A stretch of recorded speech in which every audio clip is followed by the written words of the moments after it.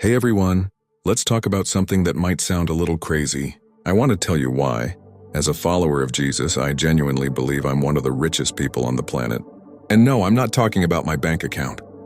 In fact, for a lot of Christians around the world, financial wealth is the last thing they have. So how does this make any sense? See, our modern world has a very specific and I'd say very narrow definition of rich. It's all about the numbers, right? The size of your house, the car you drive, the balance in your investment portfolio. And don't get me wrong, having financial security is a blessing.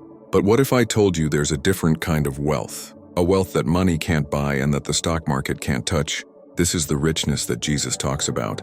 And it completely flips our worldly understanding of value on its head. So how does Jesus make us rich? Let's break it down. First, and this is the biggest one, is the richness of forgiveness and a clean slate. Think about the weight we carry around. The mistakes we've made, the regrets that haunt us, the shame from things we've done that we wish we could take back. That's a heavy, heavy debt. The Bible describes this as a spiritual debt we owe because we've fallen short of a perfect standard. And it's a debt we could never, ever repay on our own. But the core message of Christianity is that Jesus, through his death and resurrection, paid that debt for us in full. The Bible says in Ephesians, "In him we have redemption through his blood, the forgiveness of sins in accordance with the riches of God's grace." Imagine being hopelessly in financial debt and a billionaire you've never met walks in, pays it all off and says, "You're free. You owe nothing."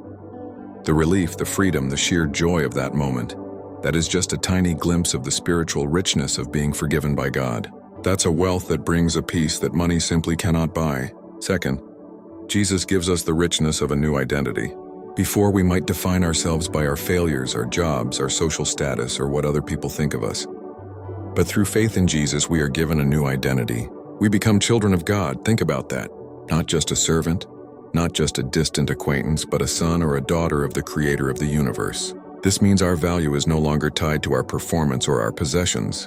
Our value is inherent and unshakable because it's given to us by God Himself. When you lose a job, you're still a child of God. When you face rejection, you're still a child of God. When you feel completely worthless, the truth is you are priceless to Him. This is an identity that gives us an anchor in the storms of life, a profound security that makes us incredibly rich in confidence and self-worth. Third, we become rich in purpose. So many people wander through life asking, "Why am I here? What's the point of it all?" It's an existential crisis that can lead to a feeling of emptiness, no matter how much success you achieve. Jesus gives us a clear answer. He invites us into the greatest story ever told, God's story of redeeming and restoring the world. Our purpose becomes to love God and to love our neighbors. Suddenly, our everyday lives are infused with meaning. Making a meal for a sick friend, listening to someone who's hurting, being honest in our work. It all becomes part of a grander mission. We are no longer just living for the weekend or for retirement. We are living as ambassadors of God's love and hope in the world. Having a purpose that is bigger than yourself is an incredible form of wealth. It's the richness of knowing your life matters eternally.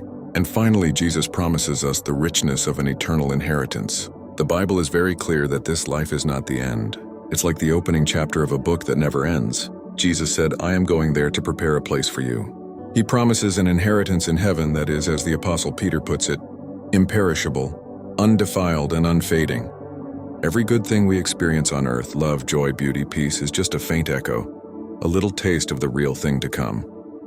So even in suffering, even in poverty, even when facing death, the follower of Jesus has a hope that is an anchor for the soul. We know that the best is yet to come.